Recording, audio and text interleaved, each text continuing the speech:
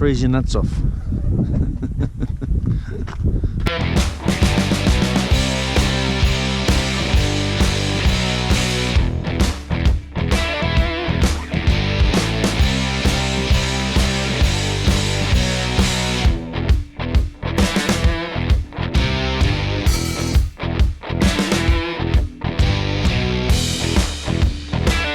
The now downside is that now Rick is driving my car.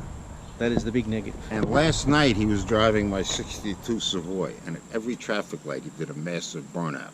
Don't believe it. I wouldn't do that. Oh, no, I got witnesses. Payback is a bitch. Is it on film? No. That it didn't happen.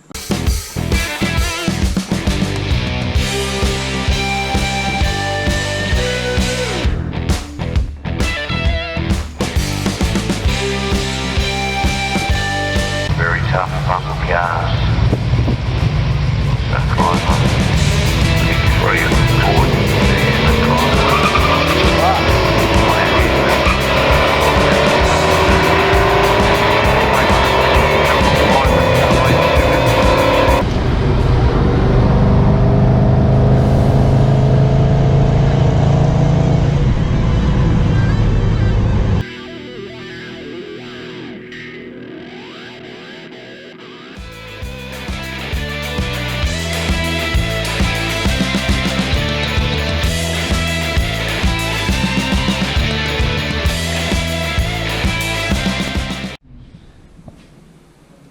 Finally moving forward, the old Chrysler donor car has finally given up her heart. It's a bit of a whack. And there we got the 6.1 Hemi 5-speed automatic, which we're going to attempt to fit into the 70 Charger. So got a bit of electronics to work out, quite a bit of work to do in order to get that all to function. There's a tone ring, I believe, goes behind this flange here, and that will take care of the speed of the drive shaft, which will tell the gearbox when to shift. So there's a tone ring goes on there, and there's a couple of brackets that you mount to a little sender off that. This is all theory at the moment. And obviously a completely different wiring harness, and then 3 computers. So there's a bit of messing around to get it all to function. So out of my comfort zone, or hopefully it'll fit. Up here you'll see we had to do a sump conversion, which is pretty normal. Any modern engine usually got to change the sump because it doesn't come out in the right spot. I've done a radiator conversion, as in I've run the modern radiator and modified the factory fans to fit the modern radiator. Bit of work on under here. With the 5-speed automatic, it's much larger than the original gearbox. Okay, looking at a Holly Gen 3 kit with a NAG 1 5-speed automatic. So it consists of a rear cross member, which you're looking at now, with 2 engine mounts. You have to take the loop out of the original cross member to give you more clearance. Then you've got to massage the floor a bit, no cutting in the floor, but you've got to massage the floor to push that loop up into the floor, and then it picks up the 4 original bolt holes. There it is with the rear cross member in place. Fits beautiful. The transmission sits up nice and flat, just like original 727, doesn't hang low at all, but is very tight in there. There's the tone ring, which has got the 2 sensors at the bottom to tell the computer when to shift the gearbox. Also very tight, but it does work. Also mentioned you've got to be careful about your air conditioning compressor. There are a couple of air conditioners that will get in the way. You can make it work, but they get in the way. This is the rear cross member transmission mount with the 2 sensors on there. Very close, but it all works. Now this is the sensor that runs on the back side of the tone ring, which will give the signal to the digital speeder.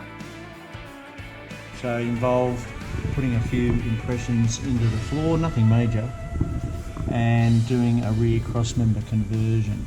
So that gave us the clearance for the gearbox. It was actually fitted a lot better than I thought it would. Had to hand make the extractors. You can see on this side here easier than the other side. They handmade the extractors obviously to fit this engine. Same with this side obviously. This side was a lot tighter than the other side. Had to sneak it around the steering box, but wasn't too bad. And then running a dual 3-inch exhaust with Flowmaster mufflers. I'll run 2.5-inch tailpipes, haven't done those yet.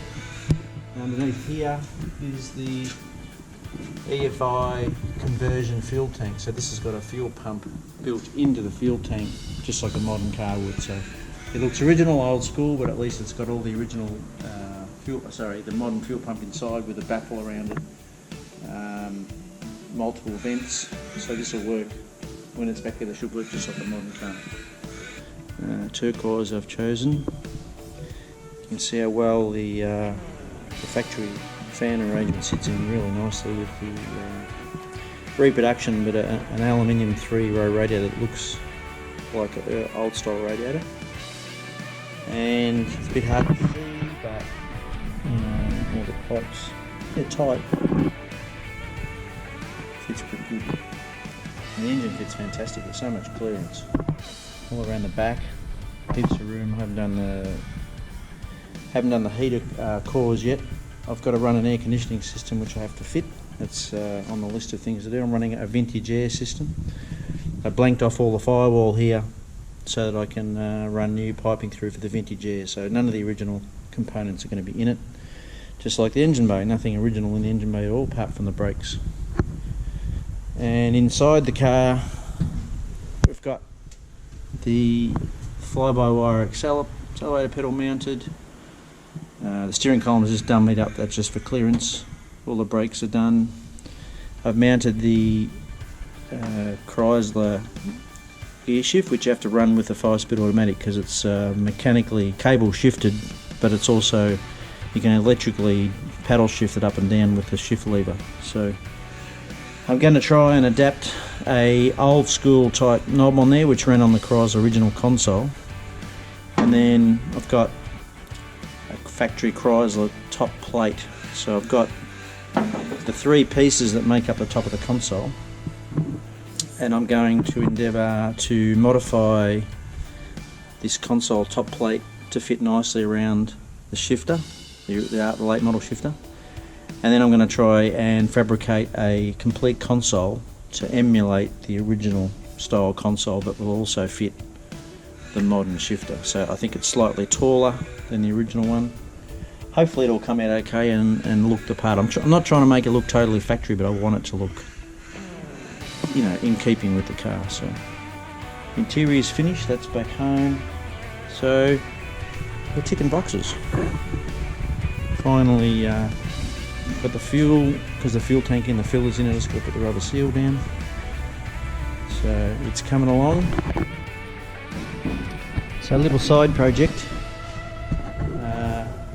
Doesn't look like much, but the console, the original console, wouldn't fit the new shifter because it's quite a bit higher than the original one. So I decided to custom make a console from scratch. But I did use all the original components. I've got the original side markers, top plate, lid, backing, the back panel, all the pieces that go on the original console. So really it's actually a lot of work, and by the time I finish cleaning it up, a little bit of filler work, and then I will trim it in the same material as the seats and door trims. That'll all match nice. It probably won't look like I've even gone to too much trouble for no reason.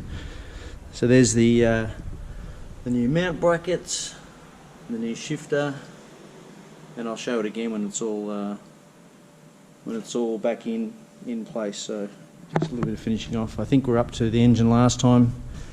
Just got the power steering pump back. I had the pressure reduced on that so it wouldn't blow the seals in the steering box. And not sure if we've been under the car for a while. I've done all the exhaust well up to tailpipes. So it's coming along. Brakes are basically finished. I may have already told you this. yeah, so I've just got the computer and the wiring harness for the engine management. So still got a lot to do. Got to do the air conditioning. I've got that also. Vintage air system that I have to custom fit because it's not a direct fit. It's going to be a what would you call it? Well, it's a custom fit. It's a universal kit, and you have to basically mount it and run flexible ductings and kind of make it all work. So that's another job, another day. Okay, hit a bit of a milestone today.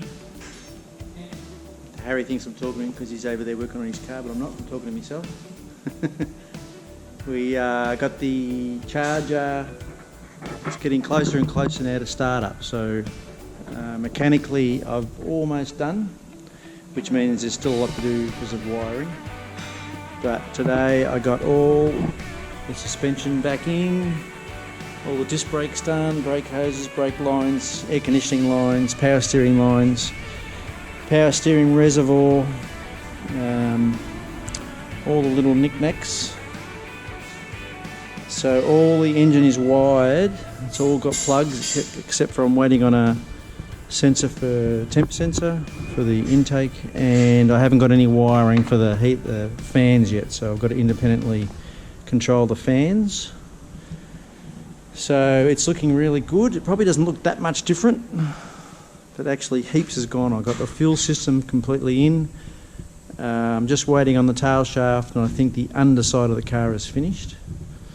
Pretty much finished. And then in here, of course, we've got a bunch of wires. So we've got the AC unit is in, and we've got all the computers. I don't know if you can see that. All the computers are in the corner here. So there's a forward module computer. That's the main PCM. All the fuse boxes all wired off. All the relays are all plugged off. It's the transmission computer. And then just below then here's the ABS computer. The shift is connected. It's cable connected for shifting, but it electrically shifts up and down, so there's actually an electrical component to that. The accelerator pedal was fitted. It's a fly-by-wire. That's the ignition wiring going over the top. I had to fit the brake switch off the modern car to the old car, so that was another conversion. So we've just got wiring to do. So, which may or may not sound like a big thing. This is the OBD2 port that's finished. So we've got a wiring harness here. This is just the main one of the computer. That's basically power for fuel system, main ignition power, air conditioning. There's not too much there. And this one is all to do with the cruise control. I haven't looked at that yet, but there's a cruise control wiring harness there. This is all part of the AC. It looks messy, but there's not that much to do with that. It's just mostly plugging off. And there's wiring in the back there for the fuel system that I've just got to run through to the front, but that's all ready to go. So the next job is the digital dash and the wiring harness for the dash cluster and engine bay harness. There's not much left of the engine bay harness to be used because most of it runs the engine through the computer. So there'll be a harness through for the front headlight system and some main power for probably starter motor and alternator. Maybe that'll come through the main original wiring harness. So I'm almost ready to put the wheels back on. For the first time I'll have it sitting down on 4 wheels. It's exciting. The exhaust is all done. It's got a 3-inch exhaust, 2.5-inch tailpipes. That's all done. Just haven't got the chrome tips on. So I'm getting closer. So it's been pretty slow really for me, but it's also a lot of learning and a lot of modifying, a lot of just doing one section at a time. Plus I've got to run the shop, of course, so it's good. Okay, back to work on the charger again.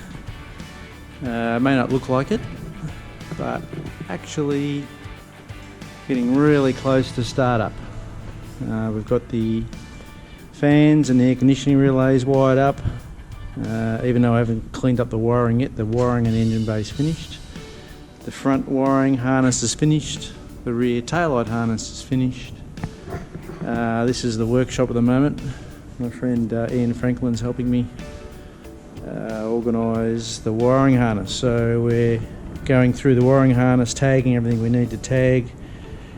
We're updating some of the old original relays, and we're converting those with new relays, and at the same time converting the wiring harness for the new Dakota digital dash. This is the unit here. You basically got to plug your original wires from your original harness into that, and then your digital dash plugs into that. So it looks like a real mess, but we're getting close. Mechanically the car's finished. It's only a matter of oils and waters, put the front wheels on, then it's almost ready to start.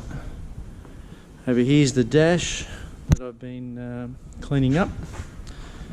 I've gone for an SE style dash. It's a conversion I've done, and that's the digital dash conversion. I don't know how well you can see that. Yeah, so the dash is almost finished. I'm just fiddling around with ducting for the air conditioning. The air conditioning is also fully wired in, so the only thing I need to do in here is we need to tail off some of the wiring to the steering column, which has also been restored. So then we can plug it all in, and hopefully it'll be ready to start. So starting to get a bit excited. It's getting close. Once it starts, the rest is easy. So we're getting pretty close, Harry, to the end of the dash wiring harness. We're converting the harness to take the digital dash as well as the modern engine. It's the last few vital signs it needs. So we're hoping after tonight we're going to be able to put all this wiring harness into the dash cluster, and then maybe put the dash in the car and the steering column in the car, and then there'll be a bunch of wires underneath that we'll need to join up. But everything's tagged, so that's what Ian's helping with, is we're converting the wiring harness at the same time, but we're also tagging everything, so when it's in the car we're going to know which and where they all go to. So it looks like a bit of a mess, but it's actually really quite, it's been simplified because Ian's managed to tag everything, so once you see it all tagged, that's not so bad. It just goes to there, that one goes to there. Taking all the surplus stuff out of it. So. Yeah, and taking all the original dash parts out have been deleted. If it was stock, I can put 90% of it together on my own, and then Ian usually helps me run through the gauges and make sure everything works. But in this case, it's a bit past me. Electrical skills are my weakest area. But I'm not too bad as a second man, am I? You're doing very well. Yeah. I'm his TA, trade assistant. He just points there and says, snip that, solder that, do this, do that, and I'll just do it. So, did you ever walk around the car, Harry, look at the beautiful quarter panels?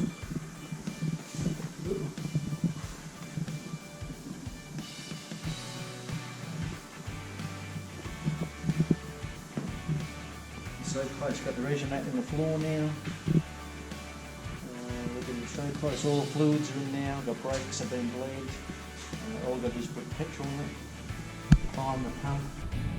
We think we're about there, what do you think, Dean? I think we're getting very, very close. Very close. So Ian's been helping me in his spare time, and we think we're just about ready to start. So it's a bit scary.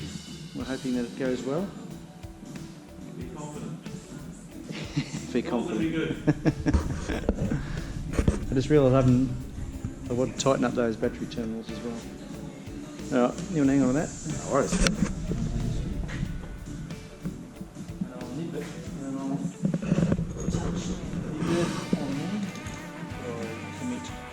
See what sparks.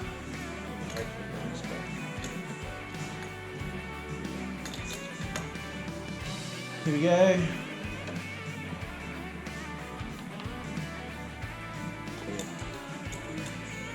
I'll make sure this is loose enough that we can get it off. Yep. Yeah. In case we have to do it.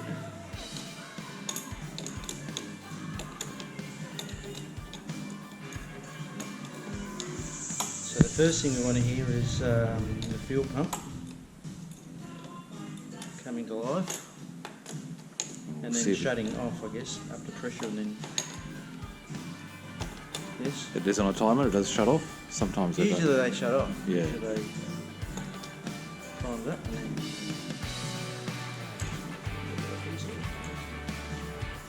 Alright. So this is still recording even though the screen's blank? Yeah. Yep.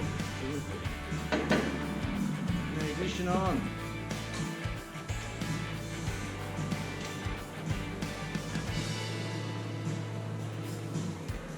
The ignition fan is running. Turn the ignition fan off. Nothing lit up on the dash at all. Nothing? Nothing. Big crank and see what happens. Give it a go, see if it turns over.